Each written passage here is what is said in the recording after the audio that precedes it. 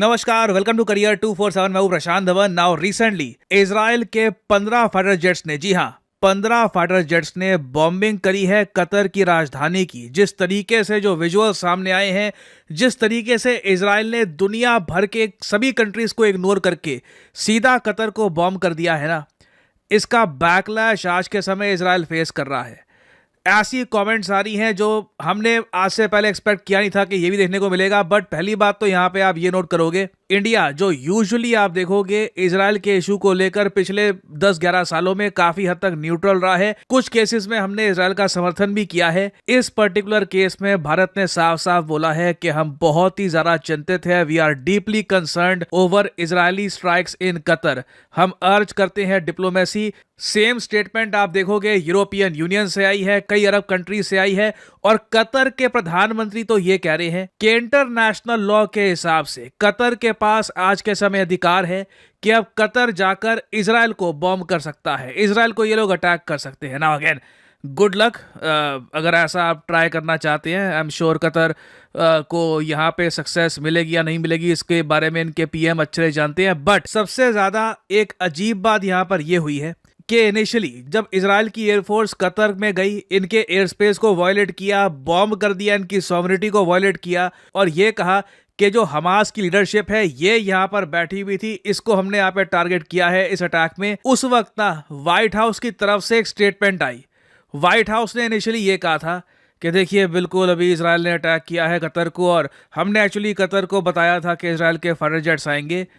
पूरी दुनिया ये जान के शॉक थी कि क्या एक्चुअली में ये हुआ था। क्या कतर की सरकार बस बैठी हुई थी, यूएसए की तरफ से उनको एक मैसेज आता है कि हाँ इजराइल के 15 फाइटर जेट्स आएंगे, बॉम्ब करके आपको चले जाएंगे। आपकी कैपिटल को, अगेन इनकी कैपिटल को बॉम्ब किया गया है।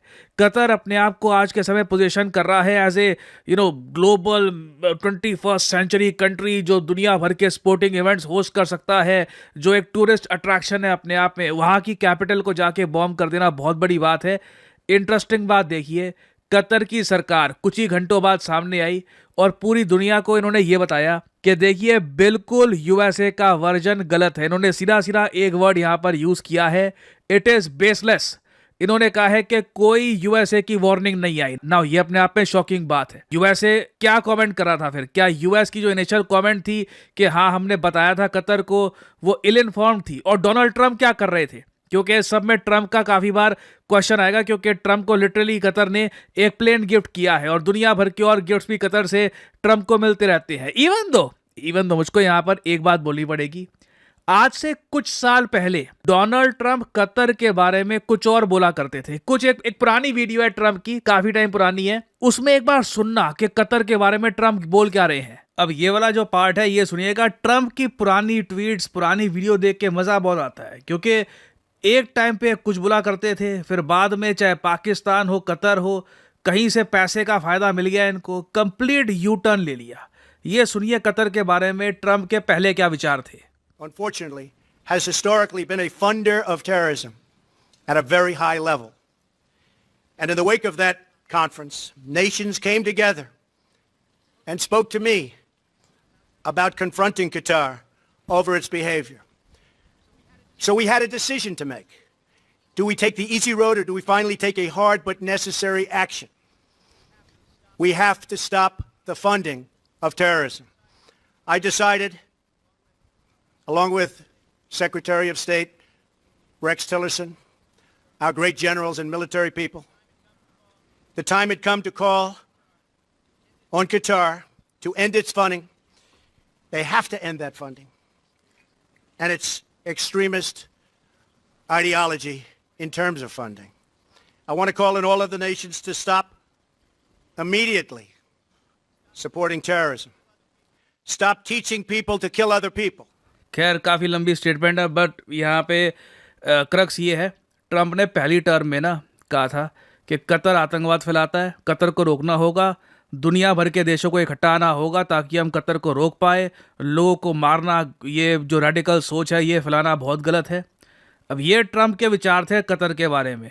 अब या तो आप मुझको बोल लीजिए 4 सालों में ऐसा इनका एक हृदय परिवर्तन हुआ है कि इनको अब दुनिया अलग दिखती है। जो पाकिस्तान ये कहते थे कि यूएसए को बेवकूफ़ बना रहा है, वहां पर ये कह रहे हैं कि पाकिस्तान से तेल निकालेंगे, इंडिया को बेचेंगे। So again I don't even know what to say. काफ़ी बार ना मैं यही सोचता हूँ कि आई कैंट बिलीव दिस कि इतने ज़्यादा फ्लिप फ्लॉप्स यूएस प्रेसिडेंट के। खैर, अब आप यहाँ पर सोचोगे ऑल राइट, यही सबसे ज़्यादा बड़ी बात है ना यहाँ पे। नहीं, अब मैं आपको ये बताऊंगा कि ट्रंप ने किस तरीके से खुद को दूर कर लिया है इजराइल के स्ट्राइक से ऑन कतर। ट्रंप ने ट्रुथ सोशल पे जाकर यह ट्वीट करी कि आज सुबह ट्रंप एडमिनिस्ट्रेशन को बताया गया यूनाइटेड स्टेट्स मिलिट्री द्वारा कि इजराइल अटैक कर रहा है हमास को, जो बहुत ज़्यादा अनफॉर्चुनेट तरीके से बोलना पड़ेगा लोकेटेड है इन ए सेक्शन ऑफ दोहा। ना इन्होंने यहाँ पर बोला है कि बिल्कुल हमास के लोग दोहा में थे और इजराइल ने डिसाइड किया कि सीधा ये लोग अब कतर की कैपिटल को ही अटैक करेंगे। ट्रंप ने सीधा सीधा खुद को दूर कर दिया इस निर्णय से। ये बोल दिया कि जो ये अटैक करने का निर्णय है कतर को, ये डिसीजन प्राइम मिनिस्टर नेतन्याहू ने खुद लिया है, ये डिसीजन ट्रंप ने नहीं लिया। क्योंकि आप सोचकर देखिए, कतर के लिए बहुत एम्बैरेसिंग है। जब डोनाल्ड ट्रंप कतर में गए थे, इनको एक रॉयल वेलकम दिया गया, कतर के अमीर ने दुनिया भर की एक अच्छी तारीफें करी ट्रंप के बारे में। अब उसी प्रेसिडेंट के अंडर इतिहास में पहली बार कतर के कैपिटल पे बॉम्बिंग हो रही है। Qatar will find it very hard to believe कि ये हो क्या गया है यहाँ पर। और ट्रंप इसके रिस्पॉन्स में सिंपली यही बोल पा रहे हैं कि नेतन्याहू ने खुद डिसीजन लिया ये सब करने का, मुझे बताया नहीं किसी ने। मुझे खुद मेरी मिलिट्री आके बोलती है कि देखिए इजराइल ने ये सब कर लिया है। और ये यूनिलैटरल बॉम्बिंग है। Unilateral bombing inside Qatar, a sovereign nation and a close ally of United States that is working very hard and bravely taking risk with us to broker peace, does not advance Israel और America's goal. साफ साफ कह दिया कि जो ये bombing करी है कतर की, इससे ना इजराइल का फायदा होता है ना यूएसए का फायदा होता है। हालांकि इन्होंने ये बोला है, हाउएवर एलिमिनेटिंग हमास, हमास का खात्मा करना, जो आज के समय काफी फायदा उठा रहा है गाजा में लोगों की, ये एक अच्छा काम है, ये एक वर्दी गोल है। तो एक तरीके से इजराइल की यहाँ पर प्रशंसा भी कर रही है ट्रंप। और साथ ही साथ ये भी कह दिया कि मुझे दुख है कि कतर के कैपिटल को बॉम्ब करना पड़ा। Basically I mean you can not trust Trump.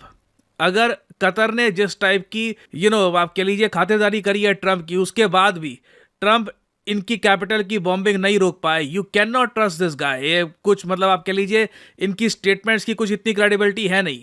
और ऑनेस्टली मैं बिल्कुल भी सरप्राइज नहीं होऊंगा अगर इस इंसिडेंट के बाद कतर अपनी जो क्लोजनेस है ये ईरान, चाइना, इवन रशिया के साथ बहुत ज़्यादा इंक्रीज कर ले। Qatar will not trust US any more, क्योंकि I don't think they even expected कि 15 इजरायली फाइटर जेट्स 10 बार बॉम्ब करेंगे कतर की कैपिटल को। So this is an era defining moment. इससे आप कह लीजिए ना सिर्फ Qatar, even Saudi Arabia, middle east में बहुत सारे देश, they will start to look at US differently. और आई थिंक अब एब्राहम एकॉर्ड्स पर साइन करना भी थोड़ा सा मुश्किल हो जाएगा आने वाले टाइम में बहुत से कंट्रीज के लिए।